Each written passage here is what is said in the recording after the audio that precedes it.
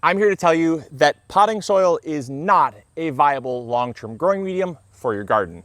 If that seems like a deal breaker, keep watching. I guarantee you this video is going to help you out. Let's go. A growing medium is anything you're growing your plants in. That could be something like potting mix. It could also be compost, or even if you're growing hydroponically, it could be those little clay balls or rock wool. Now, that doesn't really state if it's a good growing medium or a bad one. It's more or less a tool for a job. And in this video, I'm gonna help you kind of understand why potting mix is not the right tool for the job when you're talking about a garden. Because a potting mix is just that. It's really intended for containers. And where it sells itself short is long-term sustainability in the garden. Now, I'm not talking about sustainability as in environmental sustainability. I'm talking about sustainability as in something that you can rely on year after year to give you the results that you're looking for in your garden. And potting mix, frankly, is not that. So to start off with my point here, I grabbed some just average run-of-the-mill potting mix. And if you check out the average potting mix, you'll notice a few things.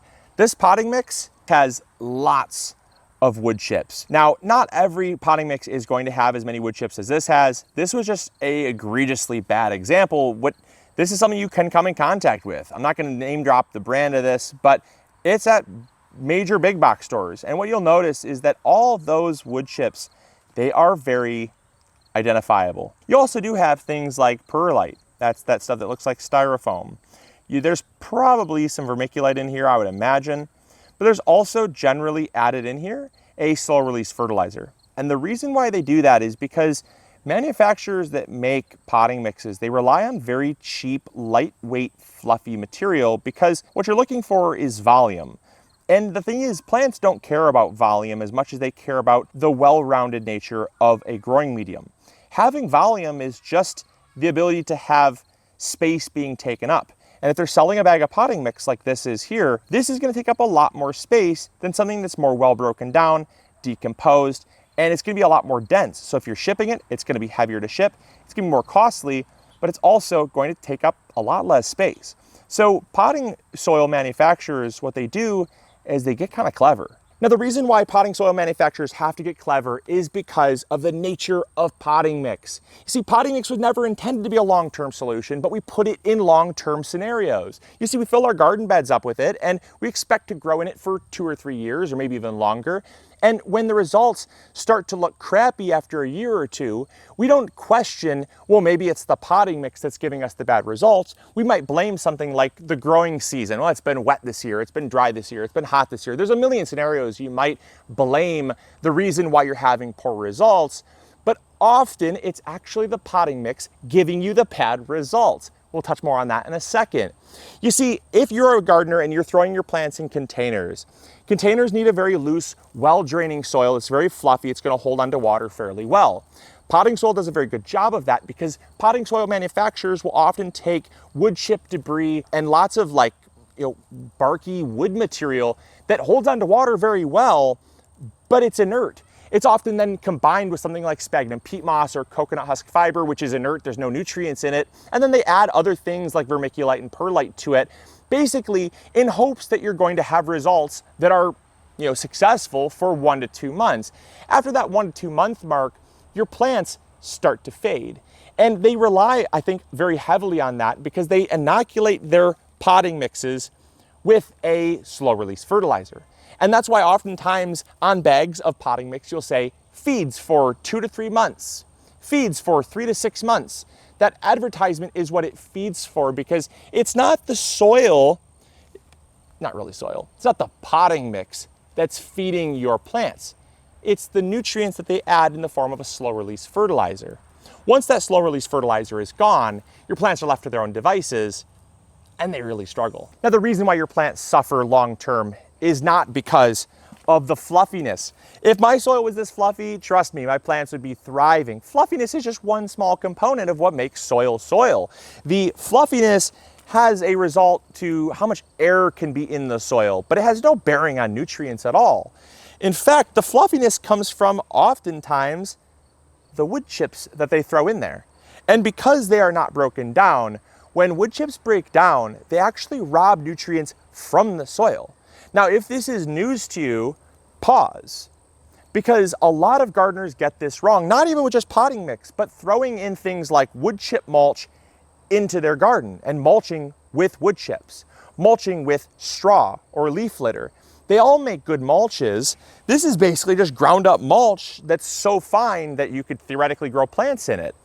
But as that material breaks down, it robs nutrients from the soil in a process called nitrogen sequestration. It basically sequesters, that means it withdraws and holds the nitrogen. And that's because beneficial bacteria and fungi use the nitrogen and the other nutrients found in the soil, and it locks it up so that it can begin the breakdown process. Prime example happens over in our compost pile. So we're at our compost pile, and if it looks like it's a giant pile of weeds, you'd be correct. That's what our compost pile is right now. It's a pile of weeds, grass clippings, leaf material, rotten tomatoes, kitchen scraps. It's just a big pile of organic material breaking down. Now, to keep math simple, what happens is all of these materials, all of them, have certain amounts of nitrogen, phosphorus, potassium, trace minerals. And what happens is the nitrogen, which is the key growth regulator, it helps with green growth, it helps with new growth, it helps keep the plant nice and healthy.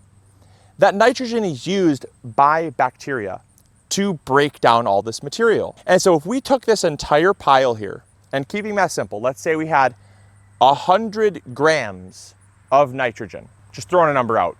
That's not accurate. Again, it's just to keep math simple. Let's say we had 100 grams. During the decomposition process, we would find that if we tested the nitrogen, you'd be registering maybe like 10 to 12 grams of nitrogen. There'll be a little bit, but not nearly. We're talking like a 90% reduction in available nitrogen because it's being tied up in the breakdown process. But once it breaks down fully, absolutely broken down, and it looks like this compost is here, all of that nitrogen is given back. It's like you're loaning it out. And so what happens is you're then going to get your 100 grams back once it is completely broken down. But that process, depending on the material and what it's made of and how much beneficial bacteria you have in the soil and how much nitrogen is in the soil, that has a massive difference on how quickly the material breaks down. Because if you do not have enough nitrogen to facilitate the breakdown of all that carbon and all the other plant material, let's say you can only loan out 50 grams, but in order to completely break it down, it takes 100 grams, you're gonna be short 50 grams. And the beneficial bacteria are gonna say, well, I'll take the 50, but I might not be able to fully break things down yet until I can get some more nitrogen. And then once they get the rest of the nitrogen, then they break it down, they finish breaking it down, and then it's all deposited back in your soil. But it can take a long time. And in the case of wood chip material, there's not a lot of nitrogen there. It's mostly carbon. And so that's why when they add nitrogen, a lot of that nitrogen is sequestered to break down the wood chip mulch that's there. And if you don't add supplemental nitrogen, if you don't keep feeding your soil, keep feeding the bacteria to break down that wood chip mulch, it's gonna stay there for a long time. And it's gonna keep robbing the nitrogen, which is what your plants are trying to obtain to grow, and your plants are gonna struggle. And that's what a lot of gardeners have a problem with 2 and 3 months out. Now coming back full circle to our garden soil and why garden soil should be something that is a combination of either all native soil if you have really good quality soil, or native soil and compost. Now, again, the reason why I say this is not to discourage you. I know a lot of you have already filled up your garden beds, and I should have done this video a long time ago, but we're starting to see your messages come in. We're starting to see you write in saying, I don't know what's wrong with my plants. I don't know why they're so yellow. And I see the soil that they're in, and I immediately start to make connections. And those connections tell me that you've filled up your garden with potting soil. You filled up your containers with potting soil, and they grew well initially, and now they're not growing well. And so coming full circle, the reason why I cannot recommend strongly enough a combination of native soil and compost, or native soil alone, is because native soil contains so many more properties that potting mix does not. It's not reliant on those nutrients to be added in the form of a slow granular, slow release fertilizer that when they're gone, you're left with nothing. This soil has lots of compost and mineralization from the native soil added that's going to give longevity for a year or even 2 years. And absolutely, we recommend coming in and re-amending. That's something that should be a part of everyone's garden regimen, whether it's in the spring or the fall or spring and fall.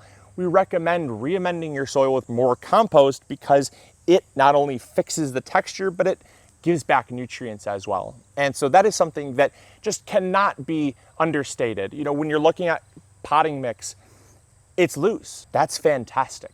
But what else is it? Next thing that native soil and compost have, and I guess the final thing I really want to touch on, is the fact that it can hold on to moisture well. When you amend your soil and you amend it with compost, you might have things like clay in the native soil. Clay can hold on to water pretty well. It's a really great way to hold on to water. It just doesn't hold on to air very well. So once it's amended and it's broken up with compost, it can become loose. This soil is the heaviest clay soil you're gonna find anywhere. But the final thing that compost offers that potting mix does not, even in short term, intermediate term, is humus. You will not find humus in, I would say, probably 80 to 90% of store-bought bagged soils. The reason why you will not find humus is because humus is the remnants of decomposed organic material. It's essentially the sponge of the soil. It holds on to water, it allows the aeration of the soil, and it's something that gets depleted very quickly. It's what's left over from the decomposition process. It is so important to make a distinction that as gardeners, yes, potting soil has a place. It's in containers. And you may have to supplement with more nutrients later on to keep the potting soil being a good growing medium, because again, it's inert. But I really want you guys as gardeners to focus on using the right tool for the job. Because yes, there is always going to be an application for something out there, and someone will always tell you, we use this, use that. But when you're looking at a garden, there's nothing, in my opinion, that really replaces either compost, native soil and compost, or just native soil. The way nature would have intended it, fully broken down, ready for your plants to take up, is the best alternative, and you're just not going to get it from really any soil at the store. If your plants are struggling, don't blame yourself. Look at your soil. If it's got a lot of wood chips, it's got a lot of, kind of loose material in it, and it's really dry, it's very dusty, it might just be the fact that it's, not the right tool for the job, right? And so I hope you guys enjoyed. I hope you all learned something new. If you did, make sure to hit the green like button. Subscribe if you haven't already. And as always, this is Luke from the MIgardener channel, reminding you to grow bigger. Take care. Bye.